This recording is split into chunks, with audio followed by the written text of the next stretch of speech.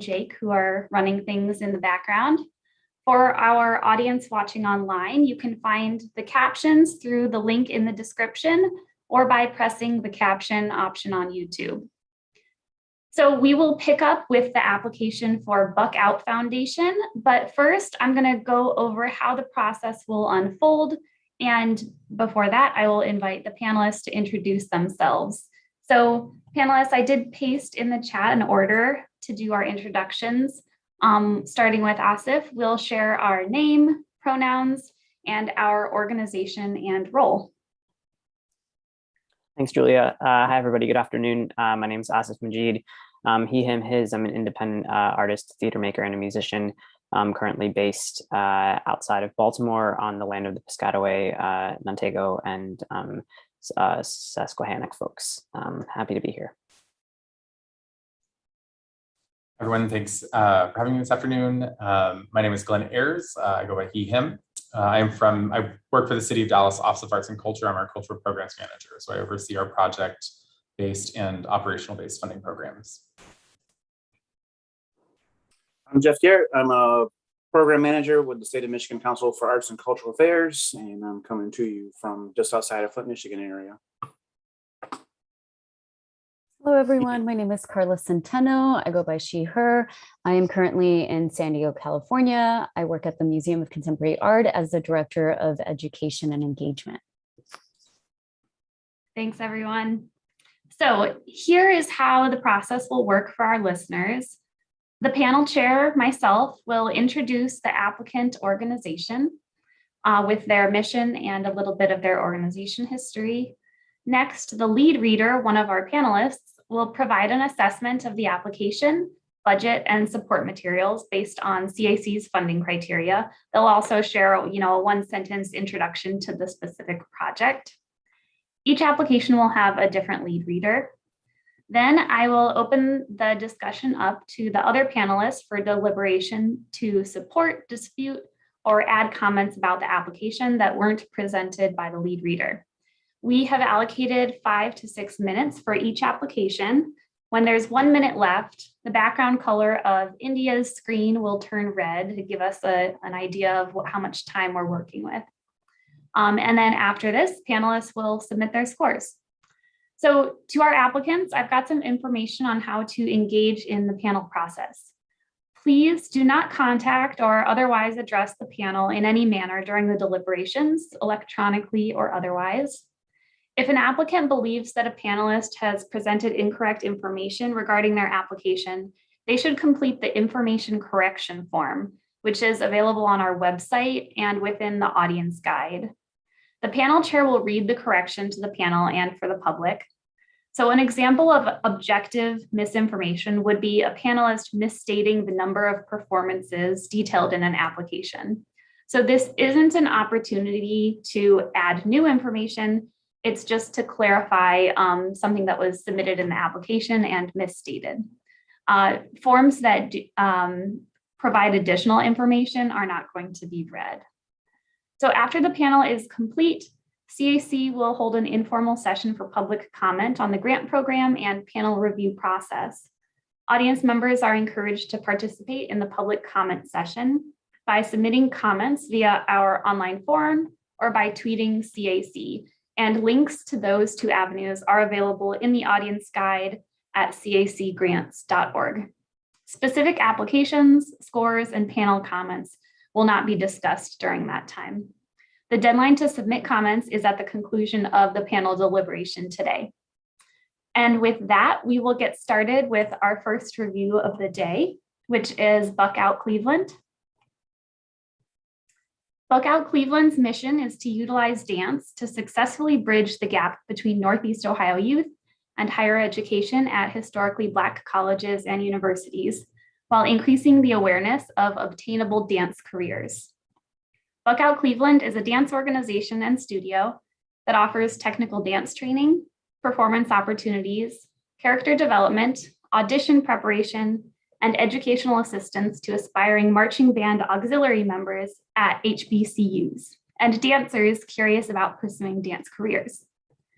Their goal is to ensure that inspiring professional and college-level dancers are not inhibited by the lack of access to tools and resources necessary to thrive in the field. Their project title is Halftime HBCU Dance Weekend, and they are requesting $8,649. And the lead reader is Glenn Ayers.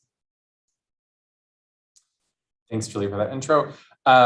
So I think this is based off what you just said, a very clear project. So it's called Halftime HBCU Weekend. And so they will, Quire Cleveland will be working with a group of different dance teams to focus on HBCU dance and having sort of this culminating like halftime, quote unquote, a sort of like showcase. I thought this project across the board was very strong. I liked seeing this. I think it's a really great engagement with the community and young dancers. So starting sort of through the criteria, looking at public benefit, I think this is great. They also, so in preparation for this, the organization has a booster club made up of parents of the participants. And I always think that's a really great way to get these students involved and getting sort of buy-in and by extension, community buy-in for this project. Leaders are from the community or communities that the project is intending on serving. The project itself centers around a significant Black experience and encourages a pipeline to higher education through the arts. It is free for the participants / dancers. It is open to the public with purchase of tickets, and those tickets are meant to, the ticket sales are meant to continue their operation and fund future projects just like this. And so I found that to be completely acceptable. Artistic and cultural vibrancy, again, very strong. They're bringing in HBCU dancers to teach the students and be a resource for them. So hiring these dancers and also teaching a new class of BIPOC dancers, creating sustainability in this art form and promoting higher education through the arts, including sort of that community-driven input and the volunteers that are going to be working for this event. Organizational capacity, strong again. They have a history of executing this project with high success, and so I have high confidence in the ability to execute the project. The goals were fine. They have sort of numerical number of teams that they would like to participate and engage. I thought they were reasonable, and I have confidence that they'll be able to sort of meet those goals. Probably could have been like a stronger, more specific goal since they've been doing this project for a few years. Could have had a little bit more specificity, but overall, really strong application. I was very excited when I read it. Yeah, I'll add. I also thought that across the board, it was very strong.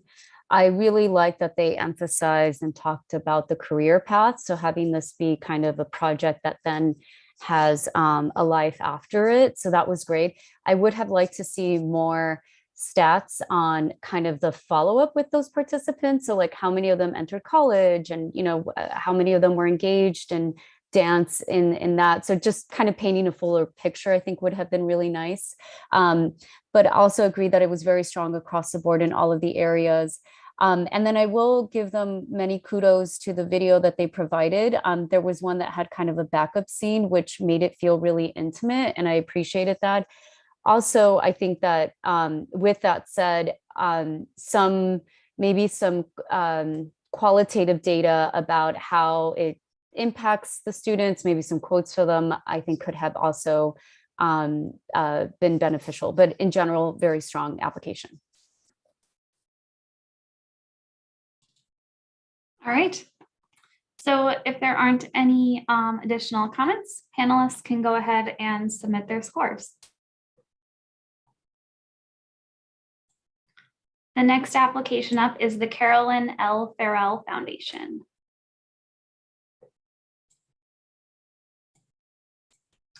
So the mission of the Carolyn Farrell Foundation is to empower individuals and families to live well with dementia and other brain health issues through the arts and community outreach. In 2011, Dr. Charlie Farrell and his daughter, Reverend Katie Norris, created the Carolyn Farrell Foundation in honor of their wife and mother.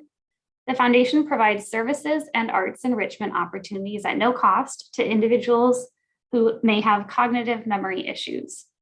In 2017, the foundation established a permanent location they named the Center for Artful Living in Westlake, Ohio. Participants create works of art, play percussion instruments, sing songs, dance, and move to the rhythm of music, tell and write stories and poems together. And so their project title is Celebrate the Arts, and they are requesting $17,706. The lead reader is Jeff Garrett. Okay, so public benefit, strong foundation for art enrichment through arts programming to persons with dementia and cognitive memory issues. The project is to build a promotional marketing tool to increase capacity for persons affected and their care partners.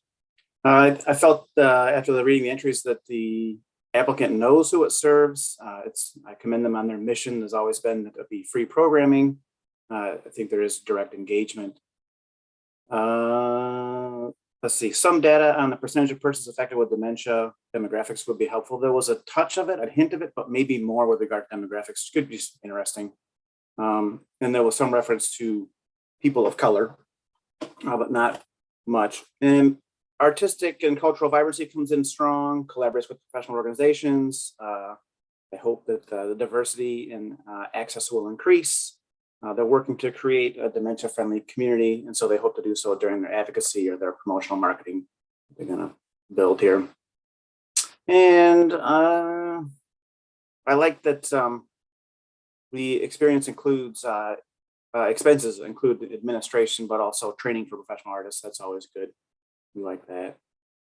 Slight profit, that's fine. I guess probably the same in Ohio is the churches and schools, no profit, other nonprofits is okay.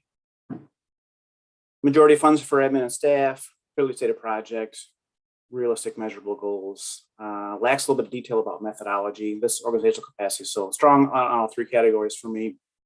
Volunteer and individual support is evident. They have a backup plan if not funded, and they had one too many supplemental mats, but that doesn't affect the score at all. That's it for me. Go ahead, Carla. Thank you. I had a question about the promotional marketing tool. I didn't see that much information that elaborated on what that would look like. Did I miss that, or do you both felt the same? I also don't recall seeing particularly too many details. I don't know if Yeah. Jeff, you saw something different. Yeah, not specifics, no. Yeah, so that was my only kind of, I agree with a lot of what Jeff said, just kind of more information about that, especially if that's a big driving force of the program. And then also I did, as you mentioned, Jeff, not too much discussion on engagement with BIPOC community. And so I just would have liked communities, I would have liked to just see more on how what their approach is and how that's integrated into their program. Yeah, and just to add to that a little bit, I think a specific area, this for me was under artistic and cultural vibrancy, around equitable principles to engage a racially diverse team of arts and cultural professionals. You know, who are the teaching artists being hired? Who specifically kind of demographically are the folks being served? You know, I think those are kind of two pretty core questions for me that I didn't really seem to get an answer to. But that being said, in terms of under public benefit, I will say I do have an appreciation for the phrasing of care partners rather than caregivers or caretakers. I think that's a really thoughtful articulation of the role of folks who are assisting and working with folks who have dementia. So that language in and of itself was very clear. Would really have loved to see quite a bit more focus on BIPOC communities, though. Thank you. Panelists can go ahead and submit their scores. Our next application is Chagrin Foundation for Arts and Culture, or Chagrin Arts. They're known by both names. The mission for Chagrin Foundation for Arts and Culture is to enrich life by presenting inspiring performances and stimulating conversations. In 2007, Chagrin Arts was established to improve the quality of life and enhance economic stability in the Chagrin Falls area. Programming includes lectures, concerts, theater, and various collaborative activities in the community. Their project title is Chagrin Arts 2022, and they're requesting $19,525. The lead reader is Carla Centeno. Thank you. Just pulling up my notes here. Okay, so their public program includes a collection of activities that include 4 inspiring performance events, stimulating conversations, and then a series of conversation spaces, 3 exhibits, 4 virtual book clubs. So definitely a very robust program schedule. In terms of public benefit, I think they did a really good job at describing their community. As someone who's not from San Diego, I'm sorry, not from Ohio, reading this definitely painted a picture about their community. They did say one sentence that says the community primarily includes those who understand the value of arts and are looking to instill it in their children and grandchildren and continue their patronage for their own enrichment. And I'm just curious to know what type of engagement, what type of tactics or strategies are available to people who are not within that community. So how do you engage people that are outside of that, people who are maybe even inside the community that do not understand the value of arts? So that was a comment that I felt could have been reinforced with the alternative of how do you engage different audience members. Moving on to the next section, which has to do with Black, Indigenous, and BIPOC communities. I like that they acknowledge that they are aware that the community is historically non-diverse. And I think that this would have been a really good opportunity to just show strategies, all the intentionality behind engaging these different communities, and that wasn't really provided. So in general, I would say that this whole area was good for me. Artistic and cultural vibrancy. I felt that I could have I would have liked to see more elaboration on how the project inspires and challenges. I felt like a lot of these comments were good, but they didn't really go into depth about how it's inspiring and challenging their communities. Other than just saying that, you know, arts is a process of connecting the dots. I would have just appreciated more definition to feel that it was a stronger response. In terms of project goals, it seems like they are adding, you know, more names to their mailing list, but I would also like to see, you know, those are numbers, like what about the kind of intangibles takeaway? So what about the engagement with the audience members? So some of that would have made that part stronger. And then moving on to organization capacity, I felt that they showed strong evidence of organization capacity. I felt that their budgets were pretty balanced. And yeah, that's all I have for now. Just to add a couple of things, I agree generally with Carla's comments. I think for me, particularly under public benefit, it was not quite clear at all how particular decisions were being made in a power sharing capacity in relationship to the community itself of Chagrin Falls.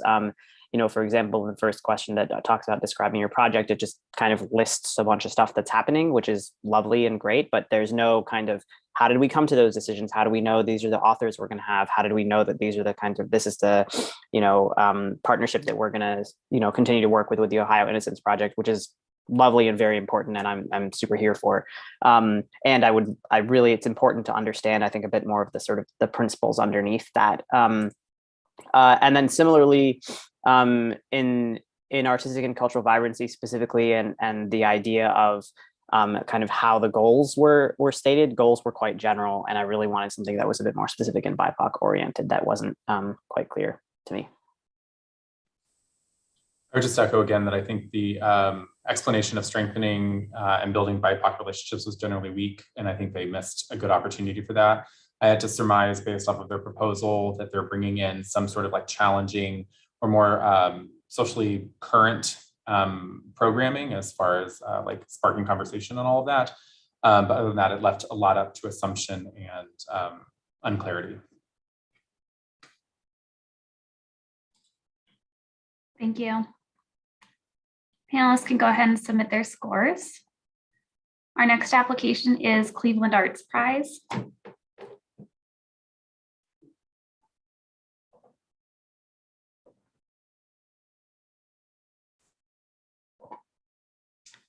So the mission of Cleveland Arts Prize is to identify, reward, publicly honor, and promote those creative artists whose original work and accomplishments have set standard of excellence to which other artists can aspire to recognize the contribution of individuals and organizations that have expanded the community's participation in the arts, and to help make the region more hospitable to creative artistic expression.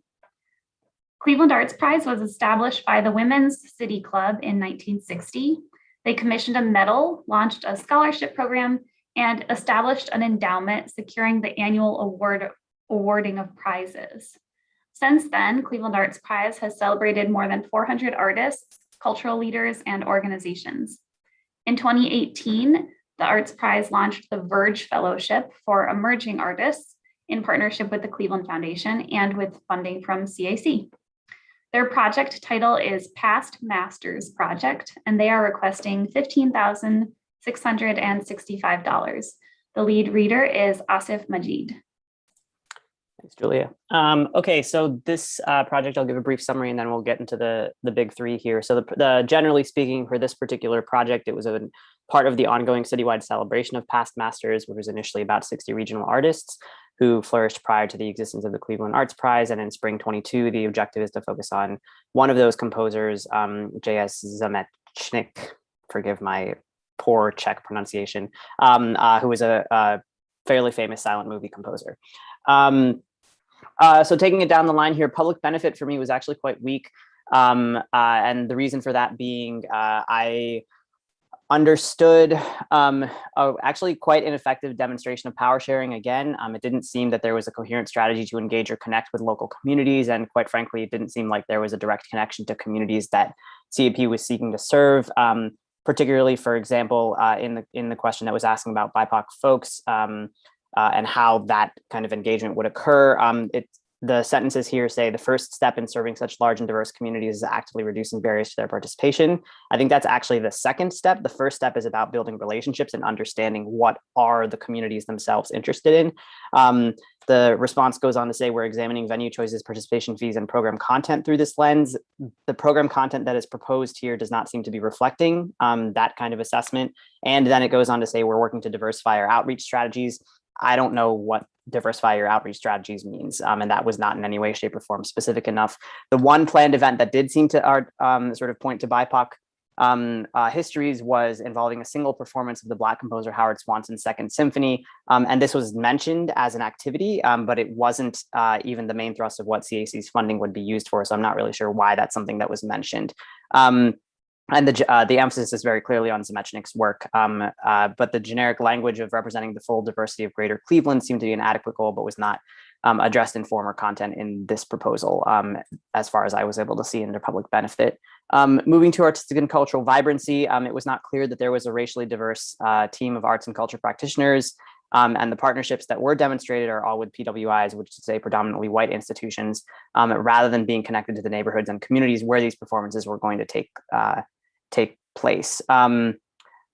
So then there was also a phrase in the proposal about this idea of the intimacy and depth and reverence for the region. That was not quite clear, as to me that describes quite a particular intimacy with the geography and the land and the people who were there. And so it's quite surprising to me that there was no element of sort of indigeneity or relationship to indigenous performance in any way, shape, or form in this proposal. And that's something that I think speaks directly against this aspect of the scoring criteria around equitable principles to engage a racially diverse team of arts and culture professionals. Organizational capacity was strong. Seems like for the activities being proposed, these partnerships would work, even though they are not particularly racially diverse. And even though some of the past masters do come from BIPOC backgrounds, the budget seemed realistic, clear, and appropriate, and the matching requirements seemed appropriately and adequately thought through. And that is all that I have. Yeah, I agree. Hold on, I just clicked the wrong button and lost my notes. All right, apologies. All right, I do agree. I think that I felt that the public benefit was kind of weak. I just couldn't tell if the organization knew who its community was. or didn't mention how was engaged. And then artistic and cultural vibrancy again was in for me rated in the good section, just because I feel that well, in the same thing, organizational capacity, if they can do it. I think they can do it. I'm not worried about that at all. And artistic cultural, just to back up there, an artistic and vibrancy there. I like the fact, they're making less known history available. That's good stuff. But yeah, just a lot of, for me, when I was reading it, like there was just kind of like some generic entries in there that just, for me, seemed like they lack specificity and maybe even could be referred to as fluffy, I guess, in some parts, but that's just me. I would agree. I think that there's an intention behind it that I really enjoy, the fact that you can recognize past artists that did not necessarily get representation back then. And I think that's an opportunity for something really, really special that I didn't see in this particular application, or really just described in general. Some past examples would have been really great, specifically focusing around maybe BIPOC composers or other artists. What bothered me, honestly, the most that I thought was, one, I thought it was great that they're being able to register their audience and like do some tracking for their own data, which is great. Their ticket sales and their budget is a really, really high number in their budget. And so I'd like to see maybe a little bit of a history of how they came to feel more comfortable with the fact that their ticket sales are so high as part of their total revenue. Something that's not project specific, but organizational specific. I know that 2020 was a really tough year, but the fundraising expense percentage in their financials is super high. It's like, I think more than 50%. It's a really, really high percentage on how much they're spending per dollar coming into the organization. Just something I noticed and wanted to mention.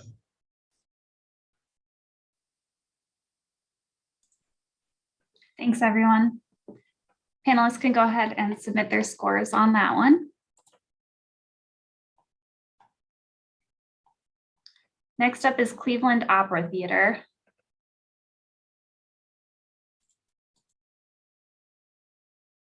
So the mission of Cleveland Opera Theater is to advance opera with excellence, inclusion, diversity, equity, and access.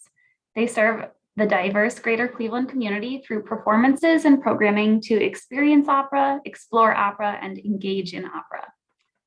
Since 2007, Cleveland Opera Theater has reached more than 75,000 Northeast Ohio residents through main stage, alternative venue, new work productions, and their Opera for All free community engagement performances and educational programs. They employ 100 plus professional artists, 95% of whom reside in Cuyahoga County annually. Their project title is Opera for All Community Engagement Performances, and they are requesting $20,000. The lead reader is Glenn. So this organization their project is specifically, I believe, a performance, 3 free and 5 low-cost ticketed performances of Amal and the Night Visitors.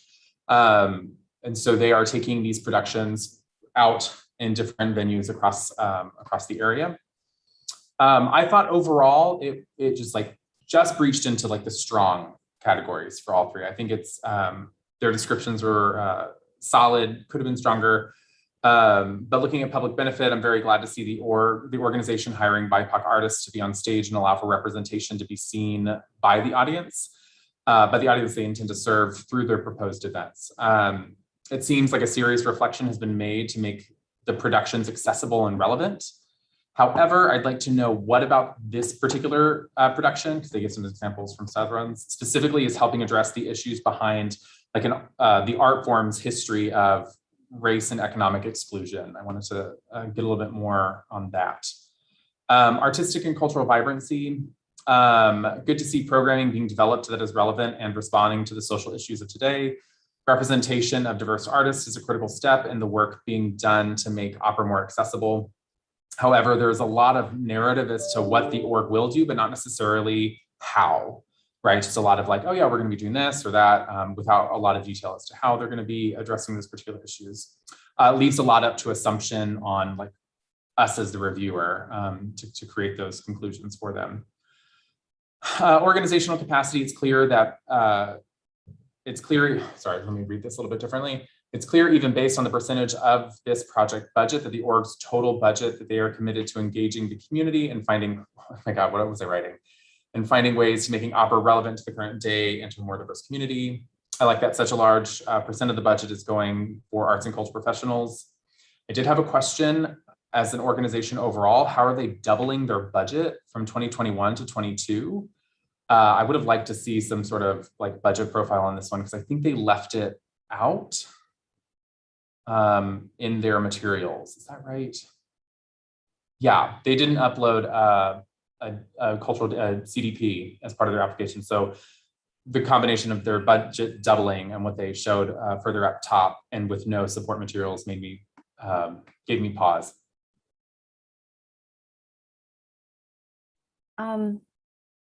I'll just add that in terms of public benefit, there is a lot of talk about external engagement with BIPOC communities. And so you hear about them, bringing artists to the stage, and they do talk about collecting surveys at each performance to continually improve quality of events and to ensure that they're responsive to audience community for future programming. So I think that's great, but I would have liked to have also learned about any sort of internal actions that they're taking with their staff.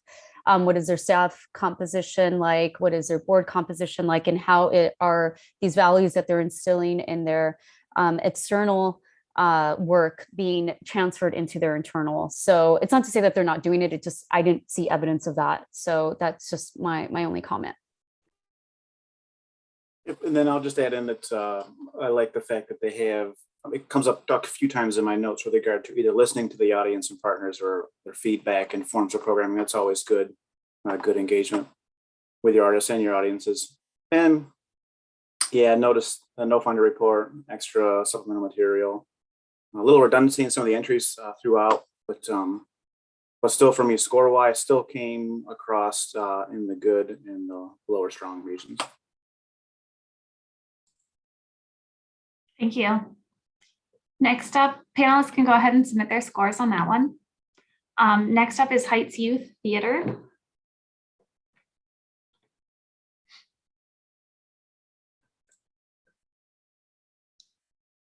Heights Youth Theater's mission is to create quality live theater that entertains its audiences and educates, encourages, and inspires its young artists to grow. Since 1954, Heights Youth Theater has engaged children and youth ages 6 to 18 in a comprehensive theater experience. The theater traditionally produces 3 musicals each year, offers a variety of educational workshops, and partners with Laurel School and Kane Park for their annual summer camps.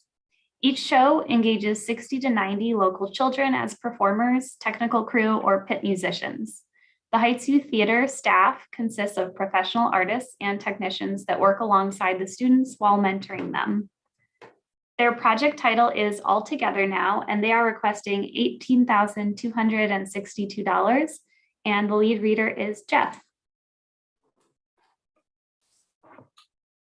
Okay,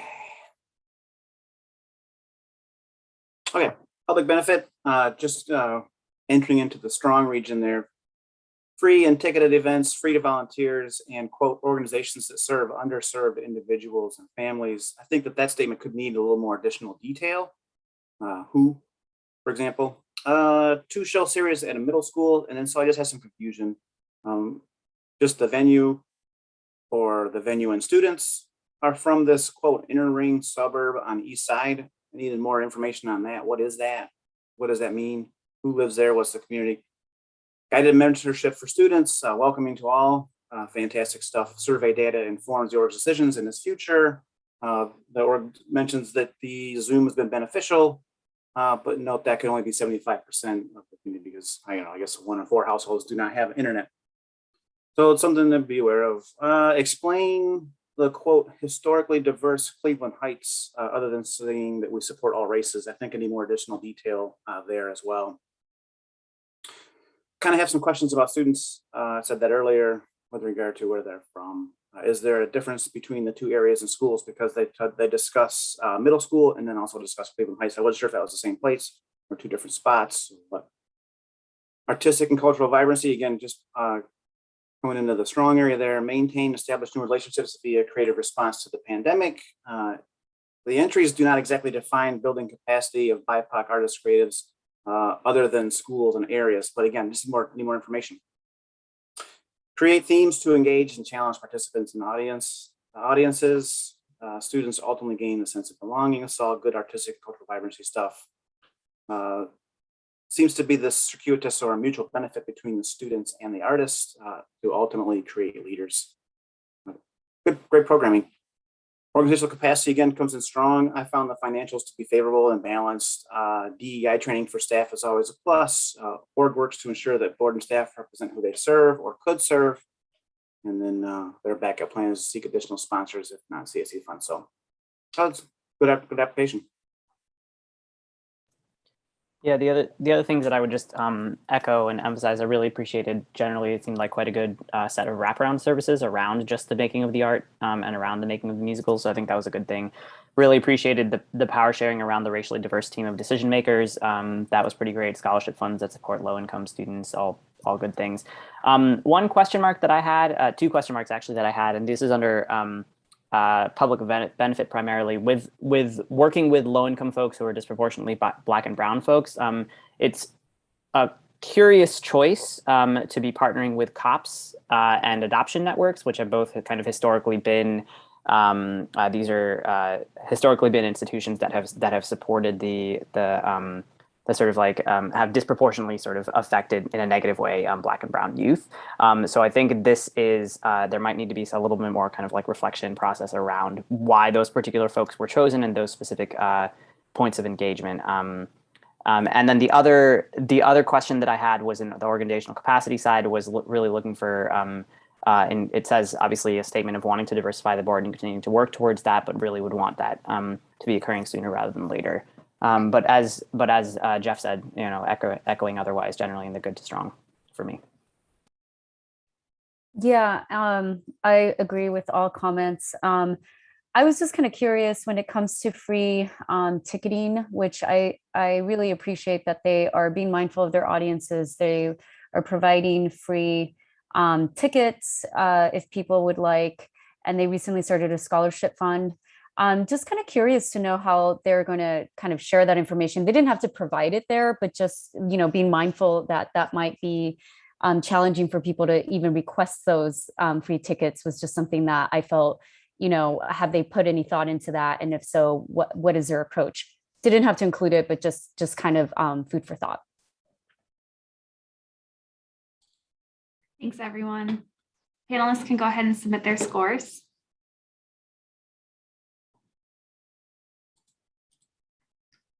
Our next application is Jones Road Family Development.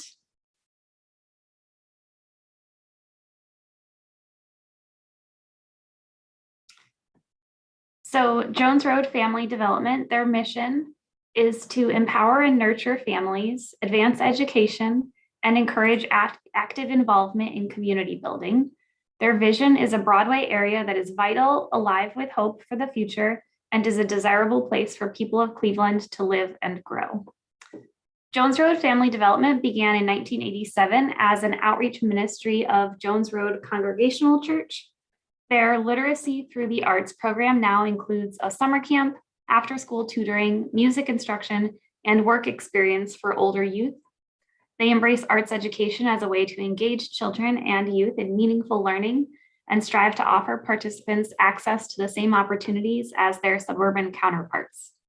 Their project title is Literacy Through the Arts Summer Academy, and they are requesting $8,343, and the lead reader is Carla. Thank you. So just a quick project summary, a 6-week arts-focused camp for up to 100 children offering music and arts instruction. The program is very robust. It includes a lot of different art forms. Peer mentors, youth age 14 through 17, assist instructors and mentor young participants. And then it all ends in a culminating public event. In terms of, and the fee is $10 per participant. The board is committed to ensuring that all scholars who want to participate are able to do so. They're also providing scholarships to families with multiple children who cannot afford the registration fee. And then all performances are free. In terms of public benefit, sorry. I really appreciated that they provided a lot of statistics about the area that they're serving. And I did feel though, and I've said this a lot throughout the day and yesterday, that there isn't really discussion on how they're going to engage with these different community members. So it's a lot of listing, but no depth into how they're going to do that. So I would have, I think that this section would have been stronger had they maybe listed some of their approaches. And then also in terms of how they are going to engage Black, Indigenous, people of color, communities, residents, and audiences. I did not see any evidence of how they're going to build and strengthen connections to these different communities, and it doesn't really focus on engagement for specific groups. So I felt like they provided good information, but no, they could have provided more indication to help the readers understand what their approaches are. In terms of their project goals, I do like that they mentioned that some of their way of accomplishing their goals is through observation, and also pre and post surveys, which I think are always really good. And then, although I will say that I think having some metrics in place would be good. I'm sure they have that. Maybe they didn't mention it, but that would have been good to mention. And then in terms of organizational capacity, I felt that it was strong. They have a long track record. They also, I felt that their income sources were very diverse, which means that they are really thinking about how to engage different funders. And then I did see that they allocate a lot of money to the arts and cultural professionals that they're employing for their workshops. I would have liked to see a little bit more information on staff demographics, just trying to understand their internal team. But overall, I would say a good to strong application.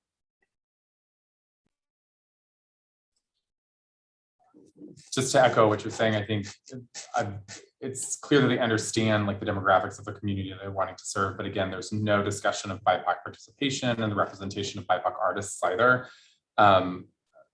Yeah, which leaves a lot up to question, especially since they're serving such a large Black population of students.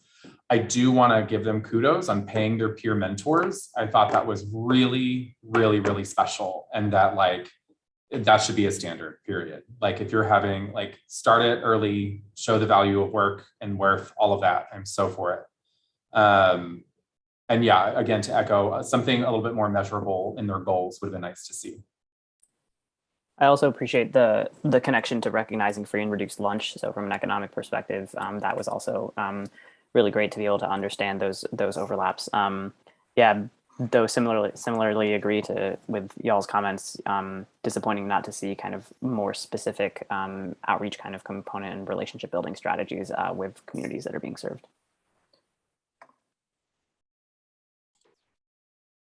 Thank you. Panelists can go ahead and submit their scores. Our next application is Mercury Summer Stock, also known as Mercury Theater Company.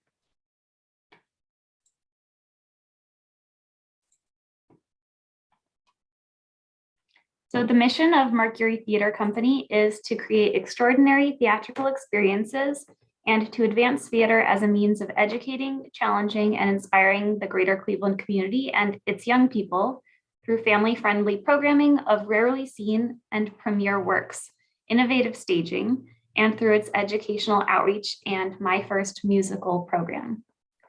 The theater was created in 1998. In 2009, they began My First Musical, an educational program for financially challenged families to see shows at no cost. In 2017, through a partnership with Notre Dame College, Mercury Theater moved to its current residence in South Euclid at the Regina Auditorium and began the Junior Company, an intense 3-session pre-collegiate theater program that trains teen performers. Their project title is My First Musical, and they're requesting $18,584. And the lead reader is Asif. Thanks, Julia. Okay, so let's do a little bit of a project summary here.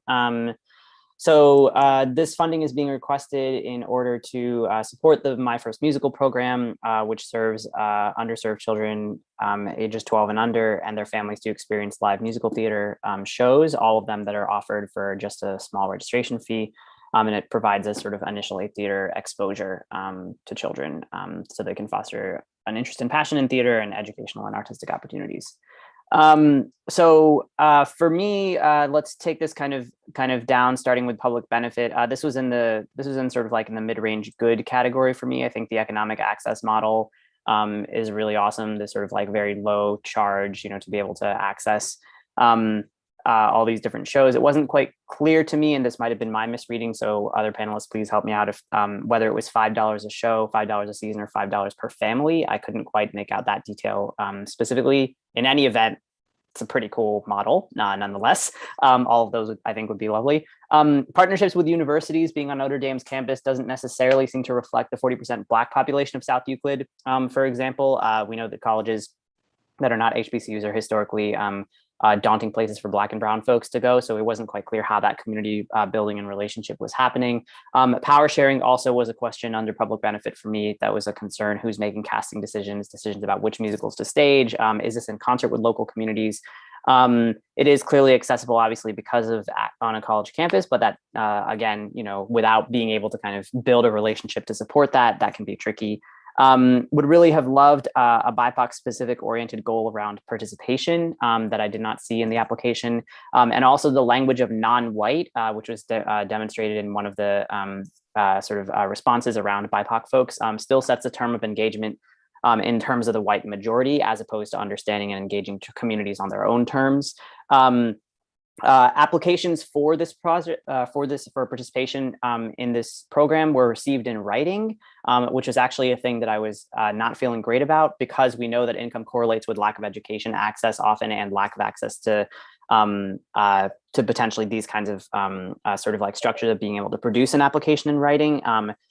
So what would it be to, how would we be able to consider ways of having a phone call in or some other way of kind of applying so that there would be able to increase the access? That's all under public benefit for me. Moving to artistic and cultural vibrancy, the racial diversity of the team that was putting this together wasn't quite clear. From the support materials, it seemed that white students and young people generally still seem to be getting the lead parts in the shows. I don't know if that's a product of their lack of outreach or engagement or something else. I'm not sure. Again, I come back to this question around decision making. How are seasons and musicals determined? Who's making casting decisions?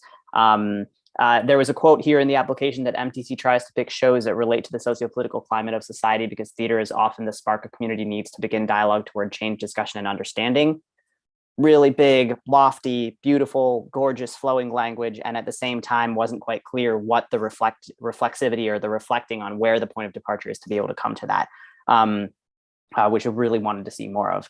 And then finally, on the organizational capacity side, this for me was kind of was sort of in within the good category, right? Clear organizational capacity to do this work. There was a long history of engagement in musical theater. The goal seemed not quite specific enough for me, and only numbers based. And for my eye, the budget seemed realistic and reasonable, and the matching also seemed sources of funds seemed diversified and clear. And that is all I have.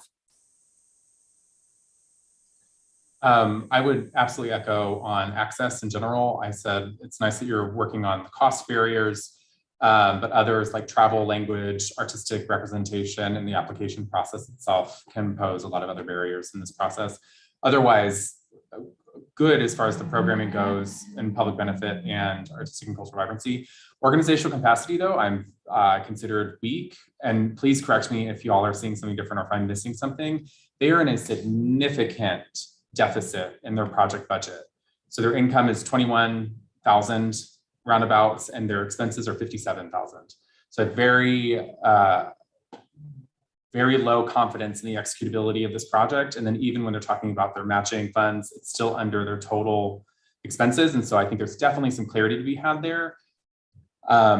but for me, that was based off of the application, a very weak score in their organizational capacity.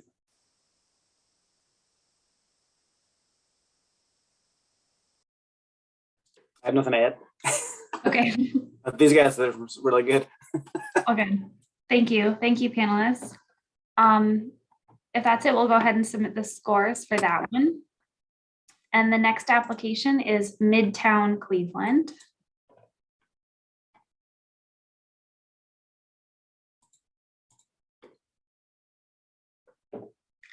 The mission of MidTown Cleveland is to leverage their diverse assets to develop a dynamic neighborhood that unites the city's downtown and innovation districts. MidTown Cleveland Incorporated continues to transform as an economic and community development organization. Inspired by changing dynamics in the neighborhood and participation in the racial equity and inclusion process, MidTown Cleveland pushes beyond its historic roots as a business chamber focused on creating the highest quality urban business district in Northeast Ohio to a focus on economic, urban, and community development that seeks to develop a dynamic neighborhood for people who live, work, and visit Midtown. Their project title is Midtown Mixtape Volume 4, Building and Moving, and they are requesting $6,000. The lead reader is Glenn. Thank you. Brief project summary. Midtown Mixtape continues to build capacity for local artists and entrepreneurs of color by providing a platform in Midtown, which is home to a historic music and entertainment district. The planning and execution are co-led and co-created with residents of Midtown Huff neighborhoods. Okay, great. Awesome. Overall, I thought this was a strong application. Starting with public benefit, there's a collaborative effort among community members to create this programming. I believe specifically some seniors as well, focusing on Black musicians, engaging a historically Black neighborhood and doing some creative placemaking in that. Highlighting communities of color and giving them a voice through music, culture, and history. I believe some storytelling might be in there. Could use more details on how the applicant plans on reaching out and getting community participation. But I do really enjoy the fact that the music is rooted in Black creators and experience. Artistic and cultural vibrancy, also strong. They mention it being a very sort of commercial space. And so for me, that kind of meant that this organization is reclaiming a space for themselves and making a space for BIPOC artist expression. The project helps bring to the forefront legacies of racism, white supremacy, with the goal of decolonizing the space for the future. And then organizational capacity, again, strong, clearly defined and measurable goals of community engagement input for the project from beginning to end. I like that 50% of the budget is to artists. As a repeat project, I'm confident in its executability.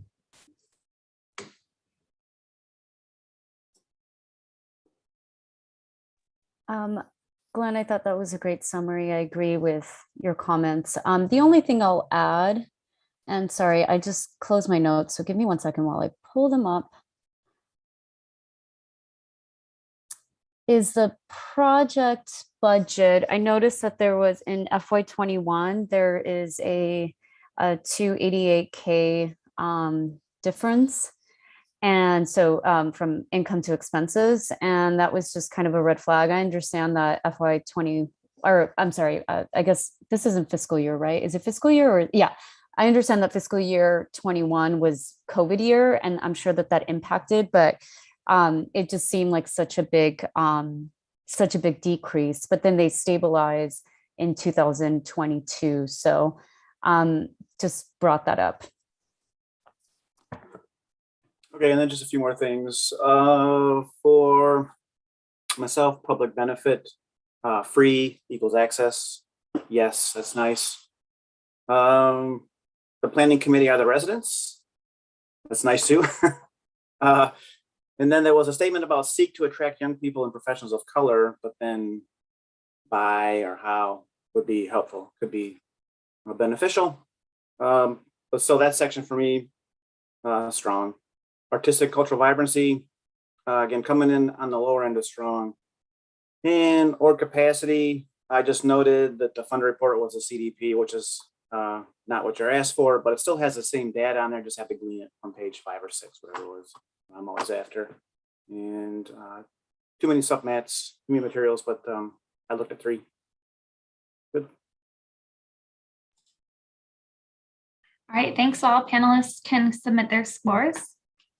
The next application is Cleveland Center for Arts and Technology, also known as NewBridge Cleveland.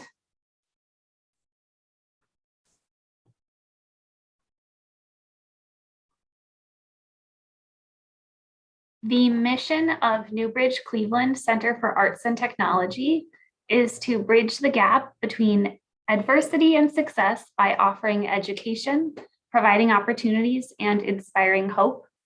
The Cleveland Foundation, Cleveland Clinic, KeyBank, Kelvin and Eleanor Smith Foundation, and University Hospitals launched NewBridge in 2010 after a 3-year feasibility study to assess Cleveland's workforce and youth development needs. NewBridge is an independent nonprofit organization and is a local affiliate of the Manchester Bidwell Corporation, Pittsburgh's internationally renowned Center for Arts and Technology. NewBridge provides all programming at no cost. Their project title is CLE Lead, an arts-infused social emotional learning program and youth career exploration. And they are requesting $20,000. The lead reader is Jeff Garrett. All right. Public benefit, strong. I kind of felt this was sort of like what I would call a magnet school program. We were bringing in kids from all different schools to focus on a specific discipline. So a magnet school program for the arts. Its mission is to bridge that gap. And I put this in quotes because it's exciting, but NewBridge provides all programming at no cost.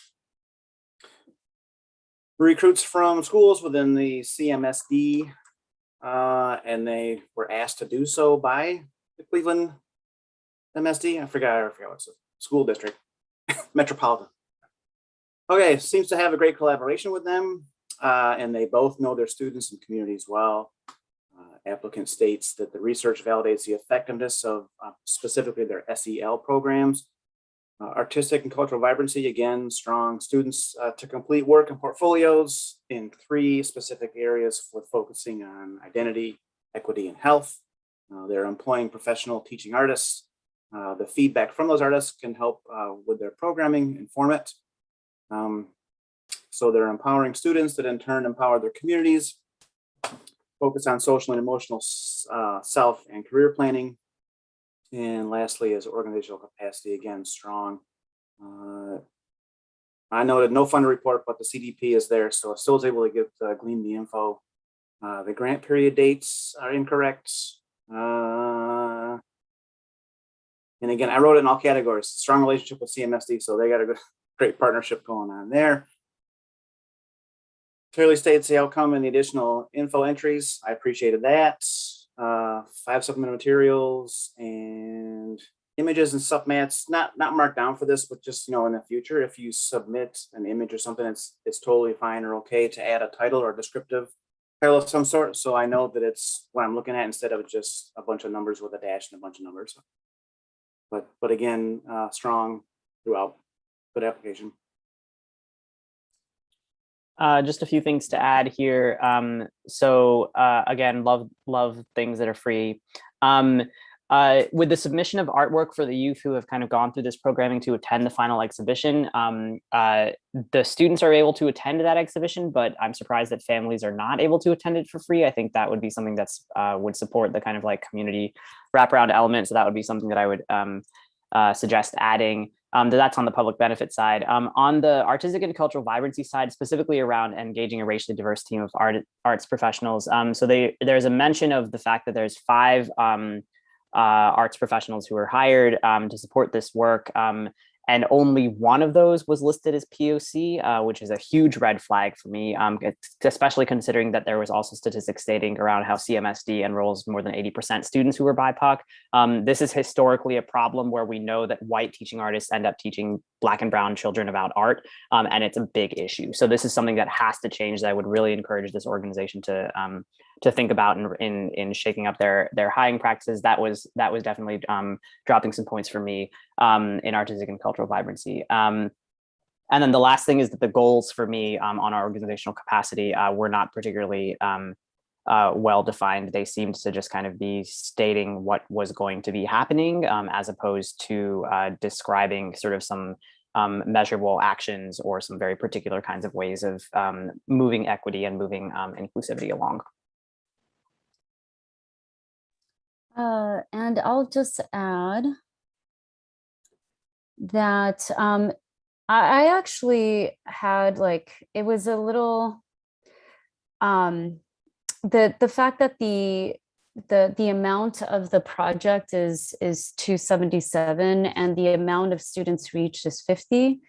I believe, if I read that correctly. Is that correct, fellow panelists? Okay. That just seems like a lot of money. And I do think that it's quality, and I know that quality, costs more, but that was just something that I was curious about, is like such a huge budget for only 50 students. So that's one thing. The other kind of note that I took is in their public benefit section, they use the word high risk to describe students. And I just, sometimes when you consider students by using that sort of language, you're kind of saying that you're kind of grouping them with failing academically. And I just feel like that could be a little stigmatizing. So just maybe working on language. But other than that, I agree with all of the comments my panelists made. I kind of across the board, good to strong. Thanks, everyone. We can go ahead and submit scores on that. I think we've been going for about an hour now. Is that correct? Do we want to take a break at this point? Does that sound good? Yeah. Yeah, let's do it. We will take a 10-minute break. So we will reconvene with our next organization's Open Doors Incorporated. So India, I think, can put a timer on the screen so we can see when to come back, but panelists can go ahead and turn off their cameras and stand up and stretch for a minute. We'll see you guys back in a bit. Working on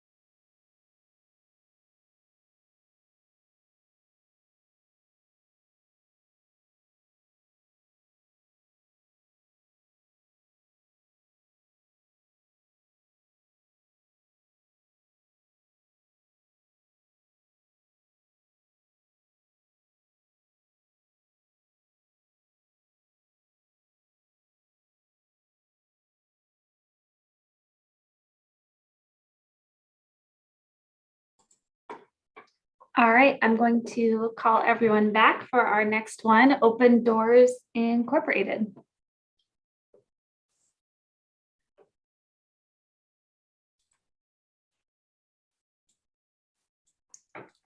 The mission of Open Doors Academy is to protect, inspire, nurture, and challenge youth to reach their full potential. Open Doors Academy began as a drop-in after-school program for middle school students, sponsored by St. Paul's Episcopal Church in Cleveland Heights. 10 years after it started, ODA became an independent nonprofit in 2002 and has since grown to 14 locations and added programming for high schoolers and alumni pursuing post-secondary degrees. They offer professional development and regional trainings to over 200 out-of-school time programs across Ohio and are recognized locally and statewide as a leader in education outside the classroom. Their project title is ODA Arts and Culture Summer Camps. They are requesting $20,000, and the lead reader is Carla.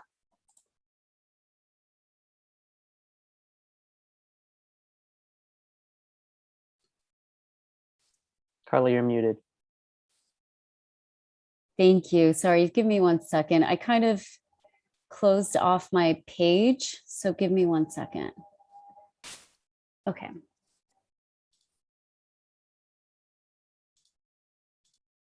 Okay, so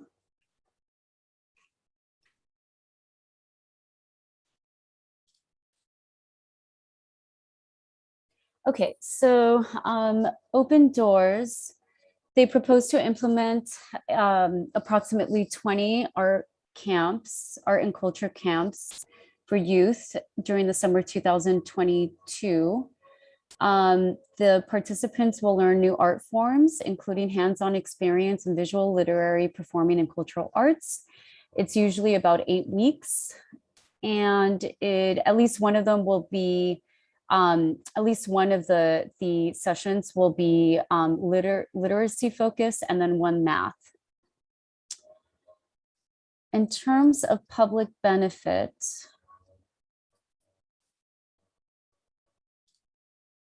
okay, I noticed that they provided a lot of statistics about their the residents living in the Cleveland area, specifically those in poverty. So they kind of make they provide good descriptions on how they are engaging low-income families. They also talk about their partnerships that they're going to be working with, which I felt leveraging on established relationships is a good way of reaching some of these communities. In terms of their relationships with communities, including Black, Indigenous, BIPOC communities, residents, and audiences,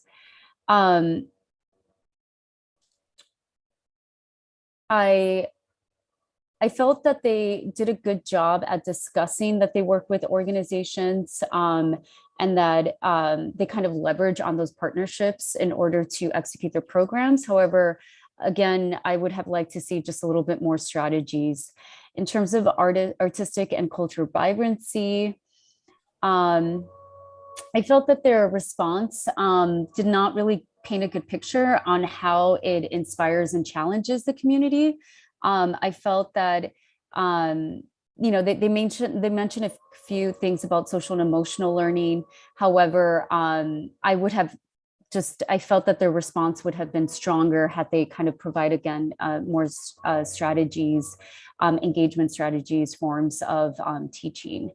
And then going into their goals, I felt that their goal was a little general, but I did like that they intend to meet their goals by using a measurement, evaluate their goals based on a measurement of 10-item like scaled assessment.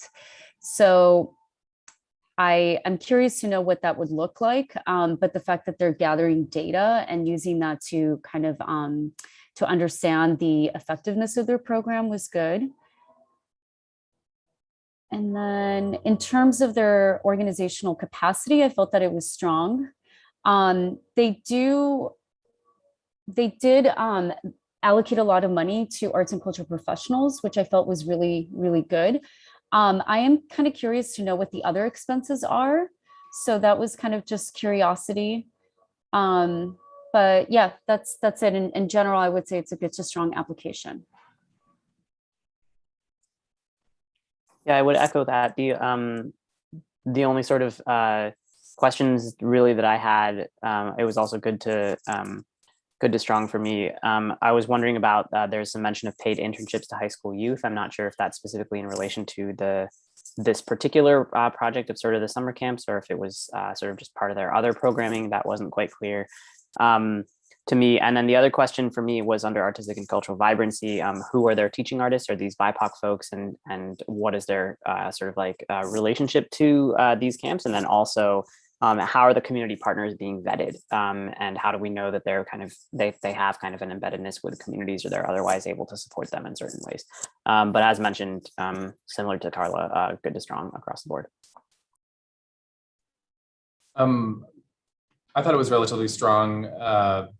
It looks like they do have some, they're making efforts to continue to retain and recruit new BIPOC artists to be involved in this project. Where did it go?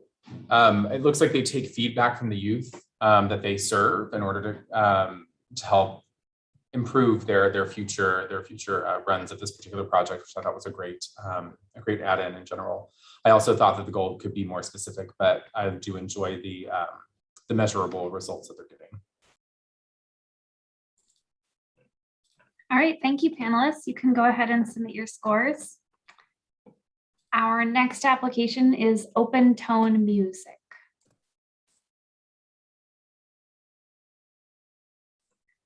So the mission of Open Tone Music is to ensure that premier music education and performances are accessible to all people.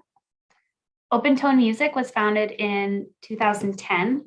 Their focus is providing virtual and in-person art experiences, opportunities, and activities to largely ethnic minority youth in neighborhoods facing barriers.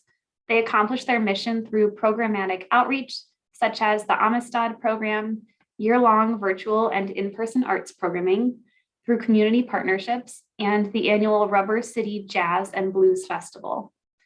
Their project title is Open Tone Music Amistad Summer and School Year Programming, and they are requesting $20,000. And the lead reader is Asif. Thanks, Julia. So yeah, as mentioned, funding here is being requested to support the Amistad Caribbean Arts Camp. A little bit of history. It says it was created 3 years ago as an arts partnership between Open Tone Music and the Boys and Girls Club of Northeast Ohio. And it's a Cleveland-based arts program centering on Afro-Caribbean musical culture. So for me, across the board, this was a strong application. So starting with public benefit, I appreciated the focus on Afro-Caribbean culture and the music specifically, with a long-standing history of working on this in a summer camp setting in relation to the Rubber City Jazz and Blues Festival, with more than 80% participants being BIPOC and more than 80% being low-income families. I thought that was all really great around public benefit. Would have loved, I think, a little bit more detail about how exactly the power sharing was happening with communities around this particular camp that's being run, where maybe what neighborhoods or something to that effect are the students and participants coming from. Also love that free access to events and shows was happening. Fellow panelists, you can please help me out with this around whether camp itself was free or not. I don't recall seeing the specific detail, but if you have information on that, that would be much appreciated. But in general, that was a public benefit for me, was quite strong. Artistic and cultural vibrancy. The artists that are working within the camp seem to be from BIPOC backgrounds. Would also encourage the org to continue to do that. And do more of it. As I mentioned in a previous review, we know that a lot of organizations around the country that do serve BIPOC youth may have strong numbers in terms of participation, but often the teaching artists that do that work are white women. So it's really important to center the communities that are being served both on the teaching artist side and the youth beneficiary side of things. So we'll just really encourage that to continue. The project goal here around during the grant period, OTM will engage at least 65 youth in the Amistad program seemed a little bit low to me. And I thought maybe more could be done.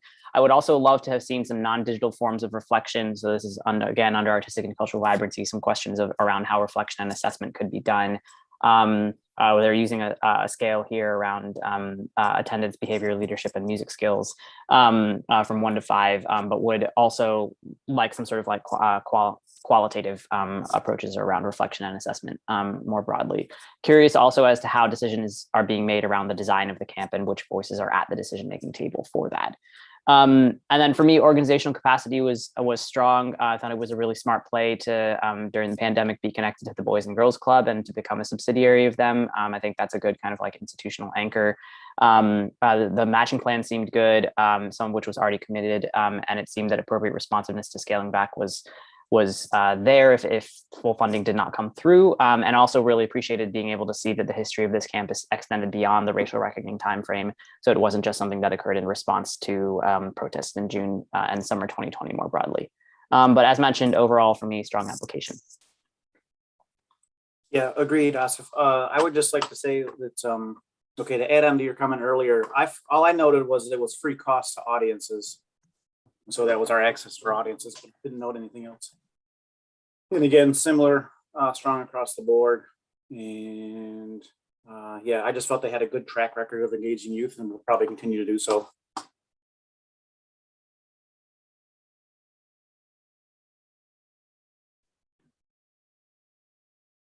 Thank you. Leave a second to see if Glenn has a comment. He might not. That's okay. Oh. I'm sorry, I do not. Thanks. Panelists can go ahead and submit their scores on that one. Our next application is Quire Cleveland.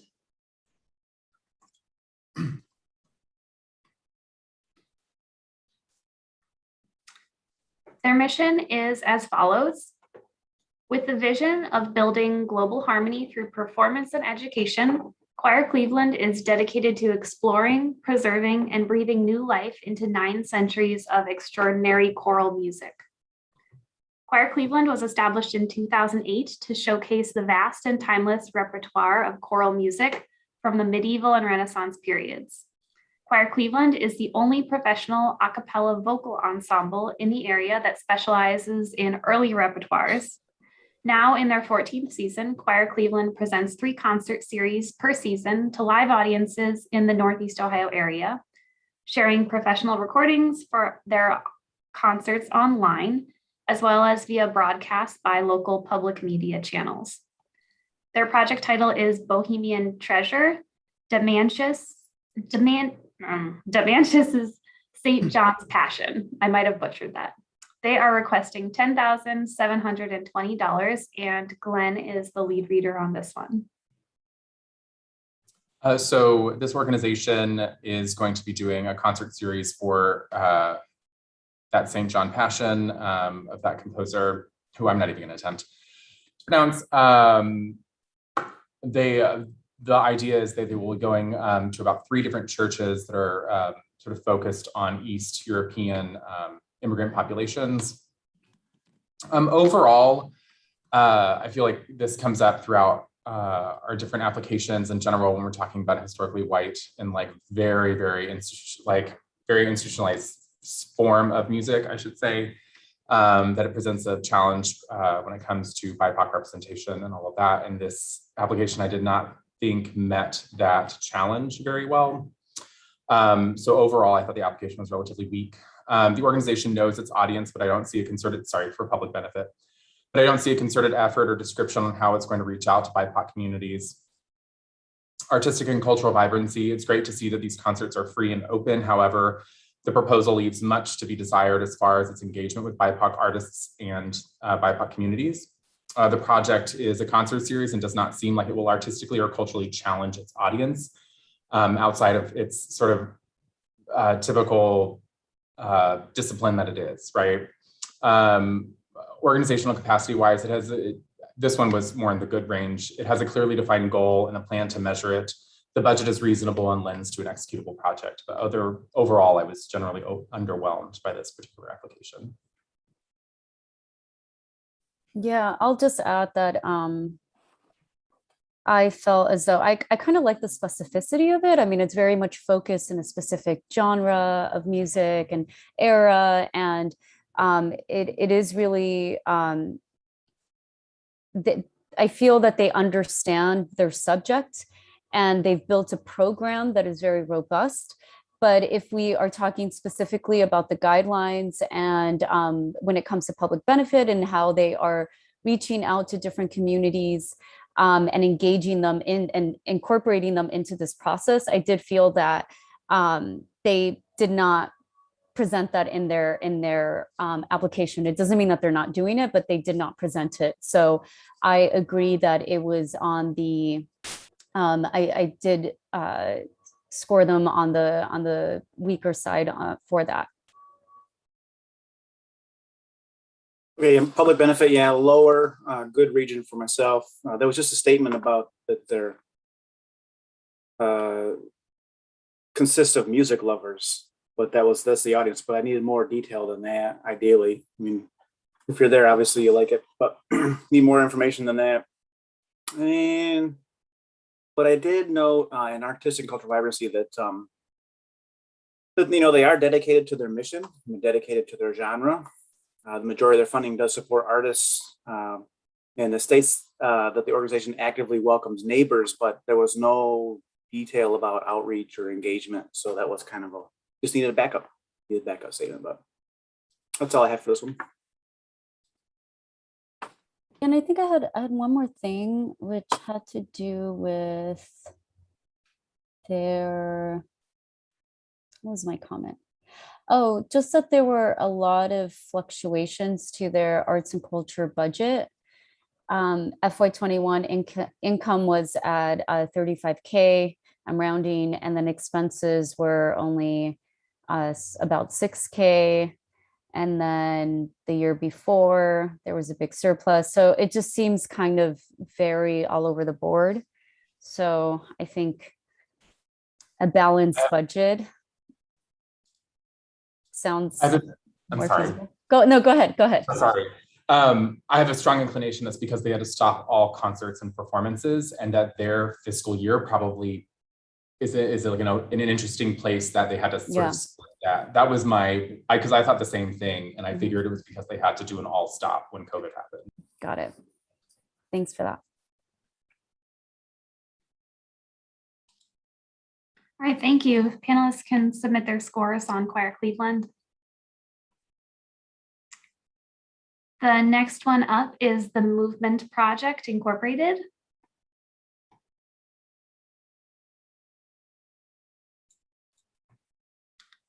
The Movement Project's mission is to challenge perspectives, evoke social change, and bridge communities through the power of movement.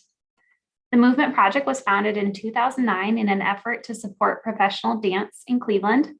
Since their first full season in 2013, they've produced over 31 concerts, created 54 new works, produced 6 original dance films.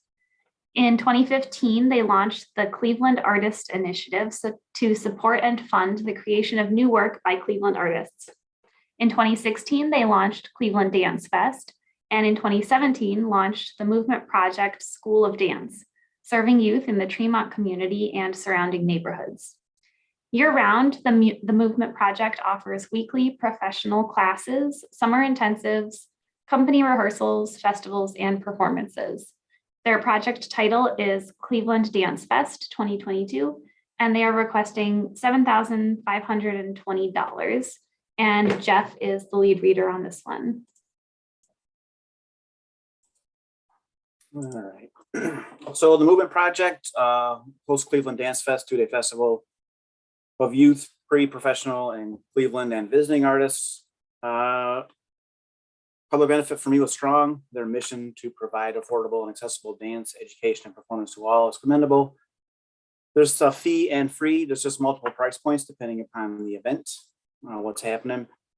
I appreciated the narrative directly addressing criteria. I really liked the how, the what, how it works, who, etc. The way they broke down their entries, easy to follow along.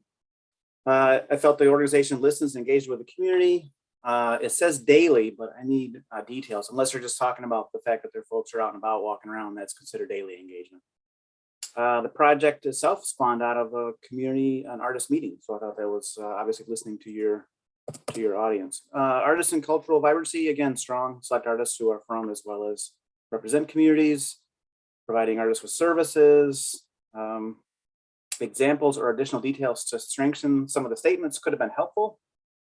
The BIPOC goal, they're working on it, compensating artists, so at least didn't skirt it. That's always nice. And the last one is or capacity, again, came in strong. Slight profit, that's totally fine. Inclusivity and access appear to be deliberate in the organization, or at least willing to. And I thought the supplemental materials were great, which led to the website, which led down a rabbit hole. And then an hour later, I was like, I gotta get out of here. Good stuff. I'm gonna, I think, depart a little bit from Jeff's response here.